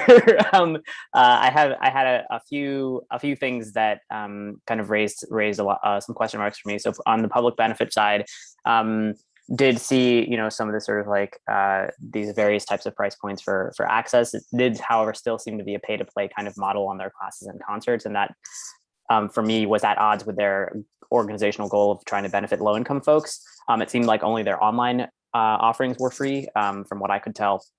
To me, also on that side, it seemed like the relationships with local communities and BIPOC folks specifically was almost non-existent. The addition of 2 POC panelists to the Dance Fest in terms of like assessing entries was a good step, but to me seemed nowhere near enough. Are there teaching artists also BIPOC? Is there board representation? Is diversified funding also occurring? I struggled to figure out exactly who the community was, because that's sometimes conflated with BIPOC folks and also just like dancers in Cleveland more broadly. So that was a difficulty for me. On artistic and cultural vibrancy, in terms of hiring a racially diverse team of artists, that did not seem like it was happening. The idea for me of providing artists with free marketing and production support, okay, production support, great, because that's wicked expensive, but free marketing for me does not necessarily or automatically cultivate a thoughtful or reflective or diverse space, which is what they claim that it would do. And then partnering with 3 local dance organizations that represent BIPOC folks, in what ways, to do what? The goal of the language here was still around that they can help how we review applications, as opposed to kind of really a sort of like, that's how I read it anyway, is a really sort of like collaborative kind of process. And what that read to me as was drawing on BIPOC labor for the objectives of the organization, which is the Dance Fest, the movement project, rather than actual power sharing. So that was a concern for me. But I agree with much of what Jeff has said around organizational capacity. They've done this before. Paying artists is always a plus, and other funding did seem to be on its way. Yeah, I agree with all comments. See if there's anything else I can add. Yeah, I think it's just looking like there was no mention of internal kind of BIPOC. There was no mention on what the internal staff looks like, how they reflect the community. And I think that acknowledging that and incorporating that internally will then support the work that you're doing externally. So that was just something, well, echoing everyone's remarks, but just throwing that out there as well.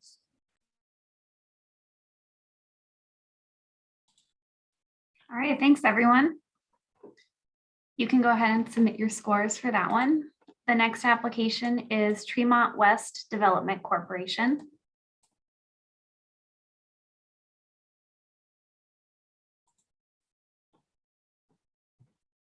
The mission of Tremont West Development Corporation is to serve Tremont by organizing an inclusive community, building a unified neighborhood, and promoting a unique destination. Tremont West was established in 1979 and began as a safety and arson committee at Merrick House. Tremont West currently operates numerous programs that can be divided into broad categories: housing, commercial or economic development, fundraising and marketing, and community organizing.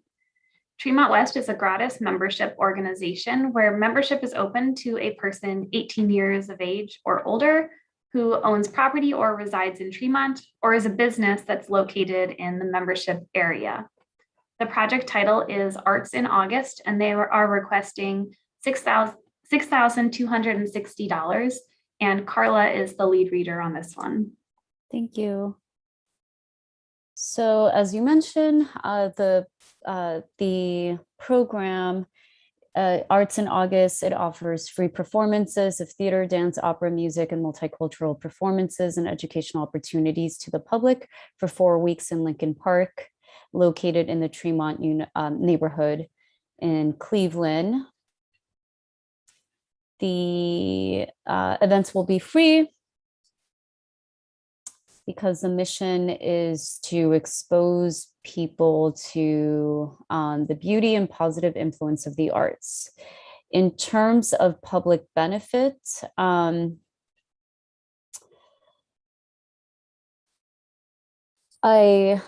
felt that one of the things that I wrote is no demographics about people, and then no, I keep going back to this, but I didn't see any strategies for engagement. So I felt that their response was lacking.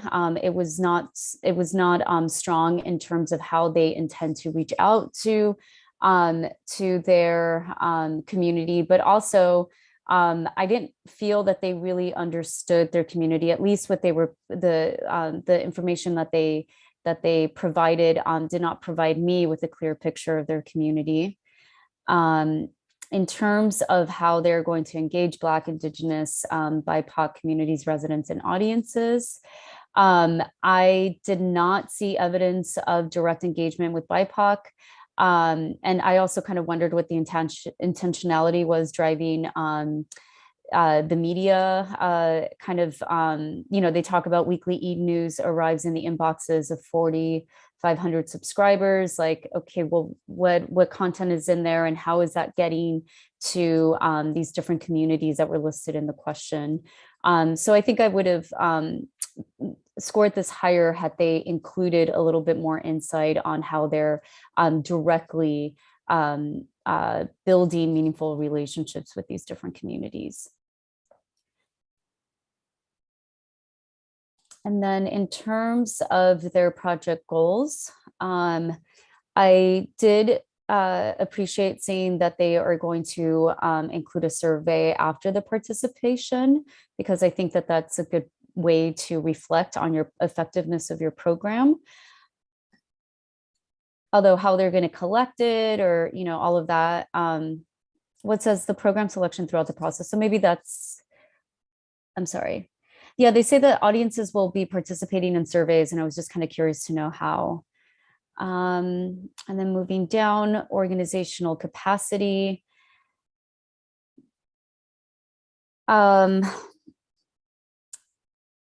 I did see that they provide a lot of their allocation goes to arts and cultural professionals, which I think is good. Their budget seemed pretty balanced, although the marketing and publicity seems a little low, especially if they're trying to reach people within this area and beyond. It seems a little low for that. But in terms of their kind of showing a track record of doing this, I felt that it was good. So a couple of things for me to add. I'm sorry, Carla, did I cut you off or you were finished? Okay, forgive me. A couple of things to add. Real talk, this application made me nervous. And one of the main reasons why it made me nervous was a grand total of zero understanding of the gentrification issues that were happening in this neighborhood, even as they were named in the application, and no real understanding of the implication and the politics around what that means. When describing these sort of these activities that would be happening at Arts in August, the partnership around theater is being done with a major downtown theater, right, as opposed to with the kind of community and trying to understand what their desires and goals are, right? The sort of advisory body that is making decisions about the programming that's happening in this event doesn't seem to include, quite frankly, any community members. It seemed to all be about the presenting partners. And so it seemed as if the neighborhood itself was really just a site for, the like parachuting in of particular kinds of sort of like cultural forms, and then kind of like the departure from that. And that, I think, is a major issue that then mapped onto this sort of exact thing that was mentioned in this one part of the application. Let me see if I can find it here. Yeah, in the additional information that says that the longtime residents of Tremont, often of lesser means, are an important consideration in our work. And here's the gentrification piece. As new residents are building new homes with values of $500,000, how do we bring the community together in experiences that are comfortable for everyone? The answer is we bring our residents of Tremont together for shared experiences around art and food. That is a really, really kind of like, quite frankly, in my opinion, saccharine way of thinking about the characterizations of what public benefit can actually mean when we're not actually wrestling with community engagement in a deep way, really trying to share power, really trying to articulate a knowledge of this community in a way that really has to happen. Again, also under artistic and cultural vibrancy, for me, there was no process of reflection that seemed to be happening. Whereas our capacity building of BIPOC community members and artists, so much of this seemed to be missing. It seemed instead, and for me, organizational capacity was the strongest because it seemed as if it was having these big money partnerships to be able to implement this work if it really wanted to, but less so on the really kind of relationship building, one-to-one aspects that needed to be taken care of in what is important when it comes to thinking about development and thinking about a gentrifying neighborhood like this. Yep. I think that when you have what seem to be very sort of white-centric weeks of theater, music, and dance, and then you conclude 1 week of multicultural, you end up creating what is a monolithic idea of multicultural. I think that's very problematic, and almost one of those things where it's like, to me, it gives this like, oh, we should do this for the inclusion aspect of it, not as a true like authentic engagement and intentional move on the project part. It's it's one of those things where it's just like they wanted to do a festival and like implant them where they could. It's sort of the thought that I had behind it. It's good programming. I believe that the project will be well executed for what they have applied for. Back to what Carla was saying, I think the goal could be a lot stronger. This is another one of those goals where they basically say, it's just if they do the project, they've met their goal. And there's no sort of like extra thought about that. But yeah, that's my 2 cents.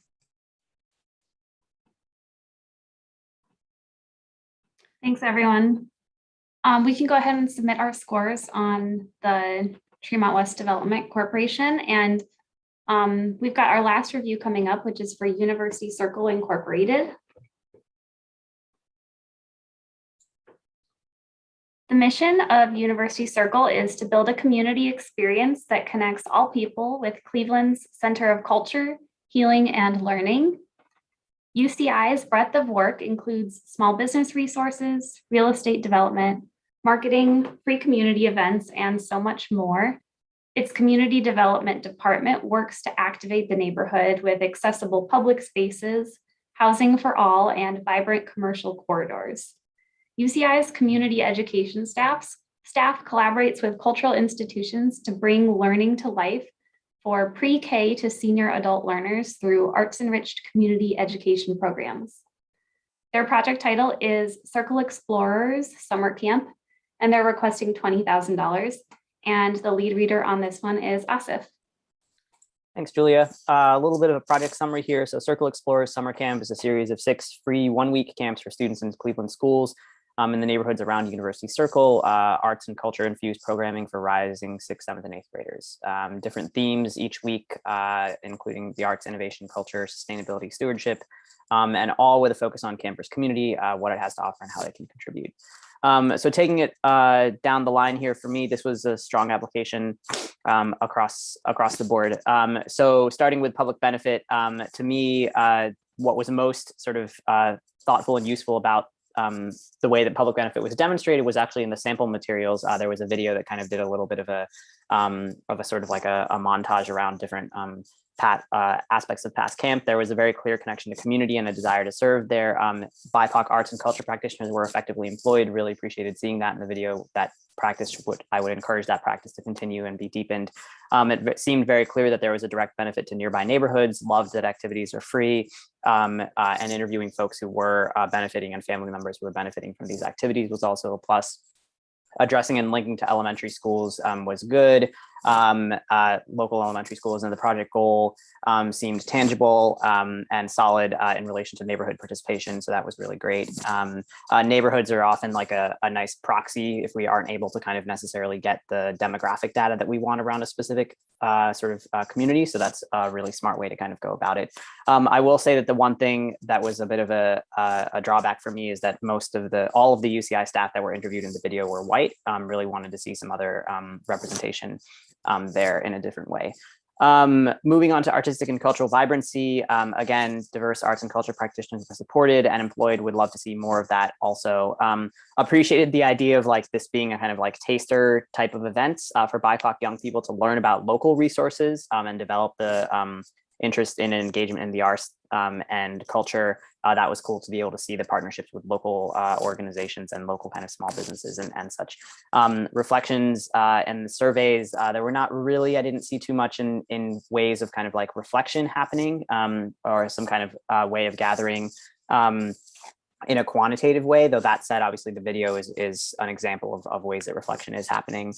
So that's great. And it did seem that there's a strong sense of neighborhood partnerships that were rooted in research and a knowledge of structural racism and the implications of that, of course, linked to kind of the academy and what it can provide.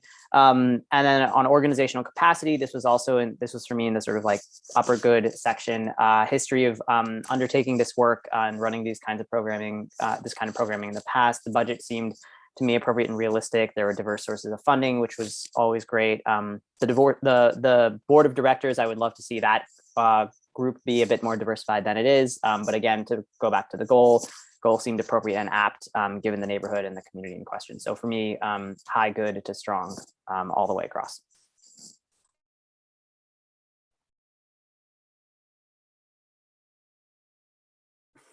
All right, I'll jump in. All right, so real quick. Yeah, I'm always a fan when you have, when you're getting information from your audiences and from the participants and using it for your programming. So the parent ambassador groups, fantastic. They're doing outreach. And I made a note that your community is a nice initiative. Read that in there. And yeah, this group just has a record of numerous events and no issues with organizational capacity. So for me, that one came in strong. Relatively strong throughout, I think, especially in public benefit. I also appreciated, it's something that we're trying to do in our office too, the use of the word historically excluded populations too. I just thought that was really great language. Artistic and cultural vibrancy, it was more in the good range for me because there was a lack of specificity for the like arts programming that they're actually doing, unless I missed something. I believe it, but they've done it in the past. So a little bit more example would have made that a little bit more clear. What does bother me in the organizational capacity part of it, and since we cleared this yesterday, but I just wanted to point it out, is that they have a significant surplus in their project budget of about 20,000 plus, which is also more than what they are requesting from you as an organization for the Cuyahoga Arts and Culture. Whenever I see something like that, I don't know if that's what they meant to do. So some clarity on that would be good. But then also, if that is what they meant to do, why do they need your money and where could that money go elsewhere? That doesn't just apply to this organization, but when it comes up and you have large surpluses like that, that's the question that comes to mind when I see something like that. I think this is a very executable, a very good project, but when I see large surpluses in project budgets that supersede what they're requesting from you as an organization, it gives me pause.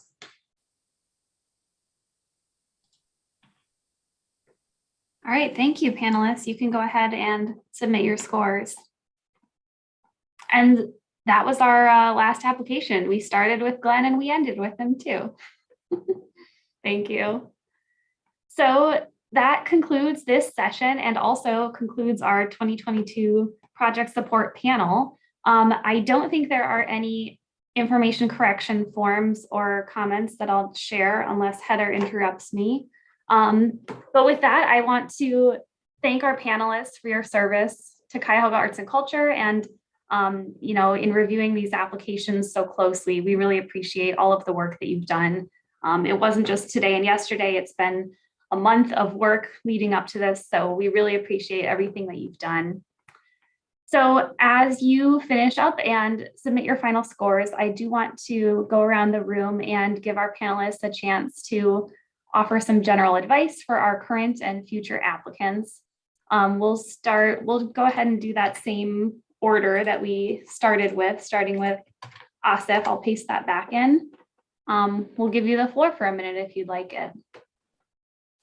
Cool. Thanks, Julia. Yeah, so first off, it's really great to review everybody's applications. Really exciting to see the work that's being done and the kind of different ways that folks are pushing things artistically in terms of public benefit, in terms of their own organizational change, all really positive, I think, across the board. A couple of principles that I think I would want to point out. I'm going to kind of, I think, focus my comments a little bit on sort of like the racial equity component of things, because I think that's threaded through all three kind of aspects of the scoring criteria: public benefit, artistic cultural vibrancy, and org capacity. And I did see there were a couple of kind of similar ways that different applicants stumbled, I would say. And one of them, I think, is the general idea around sort of just naming demographics, but not having necessarily specific strategies or concrete practices around how those organizations or the particular project that's being proposed would reflect or engage with those demographic questions, right? Whether it's a specific neighborhood, whether it's across Cleveland as a whole, across the county, whatever the case is, there seemed to be quite a bit of a gap there in a number of different proposals, and I think that would be something that I would really encourage organizations to think intentionally about. How are they kind of trying to bridge that gap? And I will now potentially offer a solution to way to bridge that gap, which is to think about who it is that you're hiring.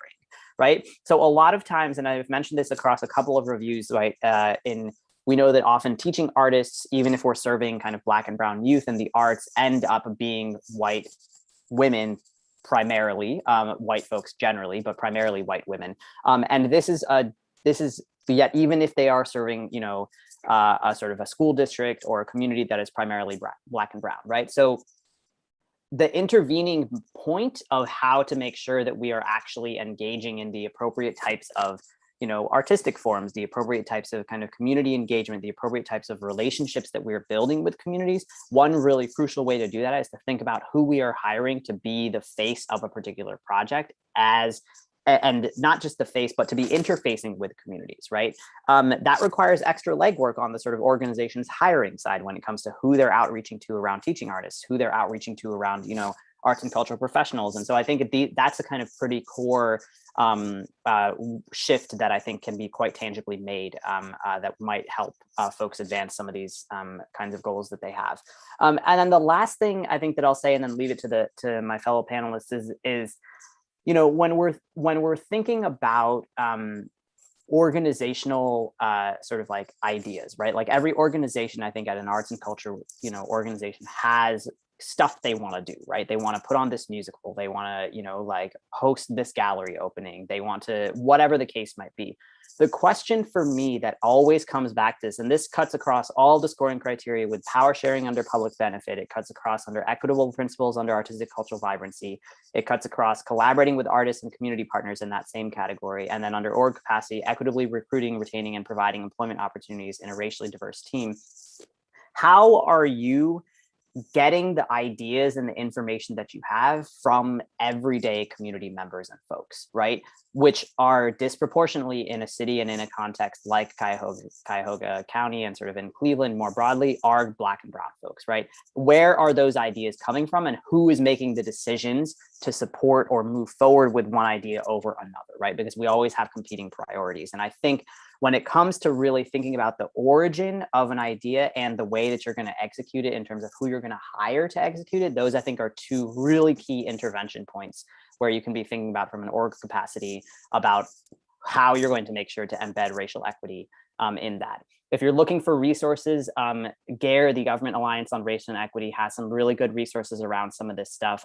Equity in the Center is another organization that has a sort of organizational toolkit called Awake to Woke to Work. That is a really good way of thinking about how your organization can change. And then the last one is from the Crossroads Ministry way back in the day about the continuum of moving towards being an anti-racist multicultural organization. And I think all of these are really strong tools that can help your organization start to think about ways to embed some of these principles in projects and applications you might submit in the future.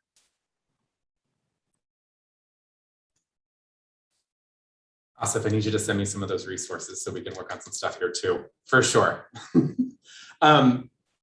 Just in general on my part, I mean, really, these applications, this has been happening with us too. This is not a decision between bad and good applications. This is a distinction between like good and like, you know, stellar applications, trying to like remove quality and merit from it, but you know what I mean. There are definitely applications that hit the mark and ones that are still really great projects. And so I don't want anyone coming out of this process thinking that these projects aren't worthy. I think some of the things that I saw that were sort of generally throughout is that there could be some more specificity that revolves around the project at hand that you're describing. It comes up a lot like, we're doing arts programming. Okay, but what? Even if it's still in the planning phases and you haven't done that yet, because I know this happens sort of pretty far in advance of when these projects are going to be actually taking place. If you have been doing previous work, examples of that previous work to give a little bit more context. In your goals overall, something more measurable that also helps push your organization forward through the project. Again, like just you doing the project itself doesn't really merit that goal because you're going to do the project. Something that sort of helps push something in your organization's sort of goal structure. I'm also going to touch on racial and cultural equity, because it is not a conversation that's going away. And I need these, and I want the organizations to understand that this is going to be, it's constant work that is not just specific and unique to Cuyahoga County. It is happening across the board in every single municipality or every sort of granting institution. Grant Makers in the Arts is another resource that that applicants might be able to go to as far as addressing particular racial equity issues or just finding new resources. If you are a white-led organization, please recognize that and come with humility in this process, and recognize maybe if you have been historically funded and don't get funded in this particular round, not calling anyone out, just maybe that sense of entitlement that comes behind that, and recognize that this organization, the Cuyahoga Arts and Culture organization, is trying to push forward their goals of cultural and racial equity in that, and that is a very admirable job that they're doing. So please recognize that if you are one of those organizations. Thanks. So the beauty of a panel is you have different folks from different backgrounds. This panel is fantastic because we're touching each coast, the Midwest, and Texas. There's always a Texas person on a panel. Every time I get on a panel, there's always someone from Texas. It's probably just because it's so big. It's a giant state. Yeah. Right. So anyways, I'm just going to come in from just from the grant perspective. You know, it's always good to read the guidelines like 6 times and follow the criteria. Stay in order and help make it, the easier you can make it on a panelist to understand who you are, what you're doing, and how you're going to do it, the better it's going to work out in your favor with regards to points. You have to address the criteria. Don't skirt stuff. Yeah, it's painful to talk about some things, or something that's uncomfortable, but you still have to be honest with yourself, who you're serving, who you could serve, and who you'd like to serve. So always keep those people in your mind. And then, you know, when you're doing your entries, make sure that you back up your statements. You know, go ahead and label your supplemental materials so I know what I'm looking at. Proof your work. I always joke around with my colleagues about, you know, the best thing you can do is have someone who has no idea of what you do and what you're doing read your application. You know, like someone that you live with. They have no idea what you do, so have them read it and see what they think. Go through it. It's always good to just proof it again and again and again. And then the last thing is, you know, just don't wait till the last minute, because you can tell, we can tell when someone's rushing something through or pushing something together. So you're going to try to make $20,000 in a couple hours on some Saturday afternoon. Like, no, take the time, do the work, lay it out, make a plan, stick to it, reread it, revise, reread, revise, and then submit. That's just my granting advice stuff. Yeah, and I agree with everything my fellow panelists said. I will just kind of drive home a point, which is if you have this, if you say a statement, back it up. So, you know, this idea, and also it's okay to be specific about specific groups that you're going to engage with. So if you say, you know, we're open to all, well, what does that really mean? Like, can you be a little bit more specific with what groups you're trying to reach? And we understand that you can't reach all groups. You know, I mean, no one can really be open to all. So it's okay for you to be specific and say what groups you're going to focus, engage with. Also, I think it's okay to be vulnerable and to say that you don't have the answers and that you're doing research to try to figure something out. Like, hey, you know what, we're primarily we're a new organization, or we're just diversifying our staff and we're figuring it out along the way, and we're going to fumble and, you know, drop the ball, but, you know, we're making an attempt, and like, this is how we're doing it. So I think that that sort of vulnerability is really important, and it means a lot to panelists who are reading it and who are like, okay, they're in the process, you know, and we see that there's like, they have skin in the game, and this is where they are now, and we believe that they're going to move forward in the future. So I think that vulnerability is key. I kept talking about kind of like strategies for engagement, and I think that that's really important. So not just saying, oh, we're going to, you know, do this show and it's going to have 20 performances, but like, how are people going to engage with those performances? Like, really think about like the visitor experience. Like, when they come, what is that experience like, and how can you talk about certain things so that we understand that you're really being thoughtful about the engagement aspect of it.